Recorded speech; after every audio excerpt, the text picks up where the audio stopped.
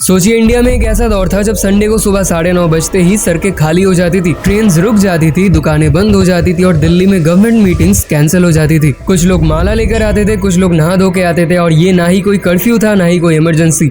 ये एक TV show का क्रेज था जिसका नाम था रामायण। उस दौर में बस एक ही नेशनल चैनल होती थी जिसका व्यूअरशिप अराउंड 80 से 100 मिलियन तक पहुंच गए थे इस एक शो की वजह से। यानी कि उस वक्त इंडिया के टोटल आबादी का अराउंड 8वां हिस्सा।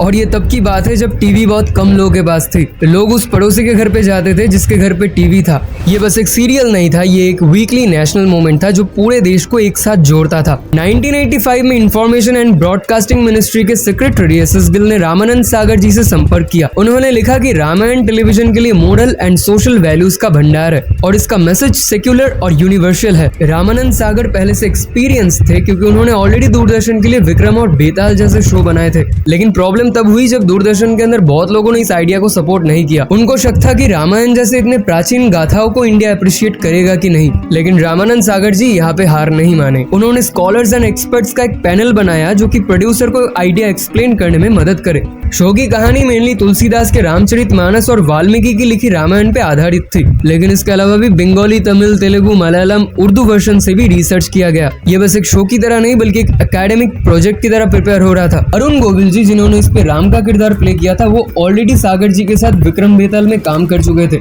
और वो सागर जी के पास आए थे राम के किरदार के लिए ही।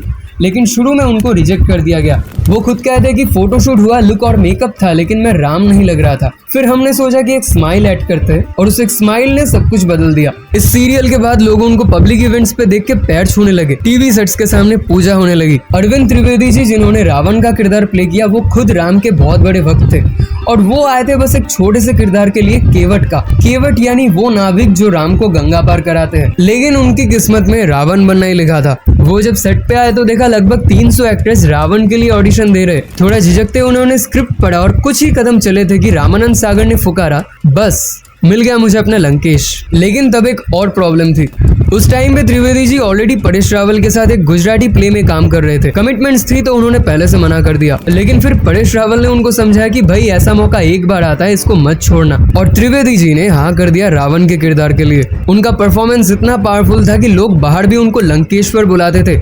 इवन उनके बच्चों को भी लोग रावण के बच्चे बुलाते थे। जिस दिन रावण मरे उनके मोहल्ले में सब शौक में थे। दारा सिंह जी ऑलरेडी एक wrestler, film star and world championship holder थे। वो ऑलरेडी एक नेशनल आइकन थे। हनुमान के किरदार को उन्होंने इतने बढ़िया तरह से निभाया कि उमर गांव में जहाँ पे रामायण की शूटिंग हुई थी, वहाँ के लोग मंदिरों में हनुमान जी की जगह उनकी फोटो लगाने लगे। इवन आज भी हनुमान जी का नाम आता है तो दारा सिंह जी का ही चेहरा याद आता है। 1987 में ना ही आजकल की तरह VFX CGI था, ना ही आजकल की तरह विजुअल इफेक्ट्स। तब डिवाइन अपीयरेंस के लिए स्मोक और क्लेवर लाइटिंग का यूज किया जाता था। प्रैक्टिकली हर चीज को इन कैमरा अचीव करना पड़ता था। इसके हर एक एपिसोड का बजट था अराउंड 8 से 9 लाख रुपए और उस टाइम पे ये सबसे महंगा शो था। और इसका रिटर्न भी बढ़िया था क्योंकि दूरदर्शन इसके एक एक एपिसोड से अराउंड 40 लाख रुपए कमाते थे बस एडवर्टीजमेंट से। रामायण के सेट पे किसी भी तरह का नॉनवेज अलाउ नहीं था और एटमॉस्फेयर को भी डिवोशनल रखा गया था। लेकिन कहानी फिर एक अलग दिशा में मोड़ लेती है जब सागर जी इस शो को राम के राज्याभिषेक पे ही खत्म करना चाहते थे। मतलब कि उत्तरकांड वाला अध्याय जिसमें सीता का वनवास और लव कुश की कहानी है, वो उनके प्लान में नहीं था।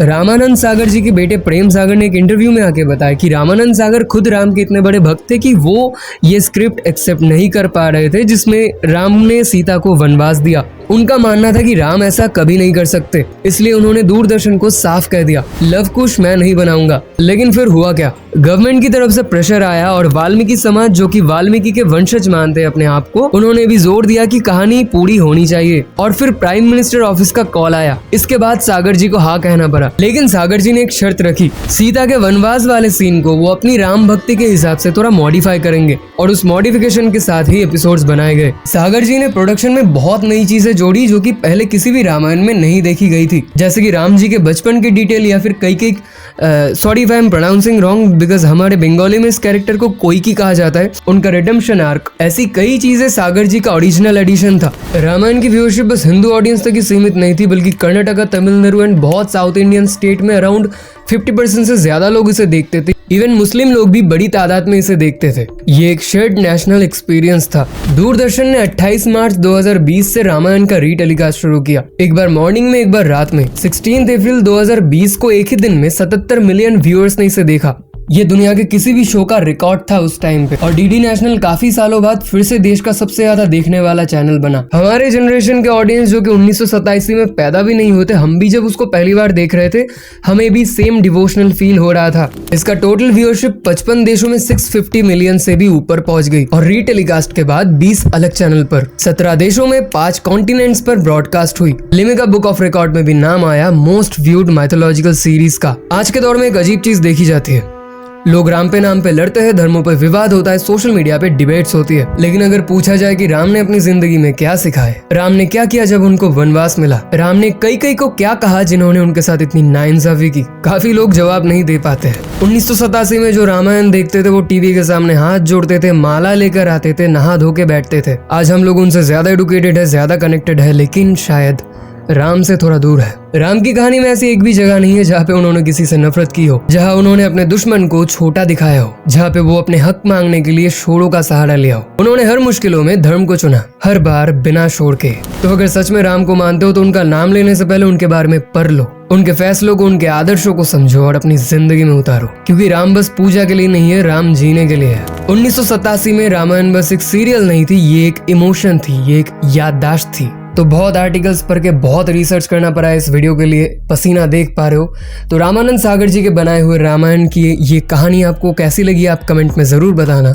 और इसी के साथ फिल्मों के बारे में ऐसी और जानकारियों के लिए फिल्म वाला को फॉलो करें।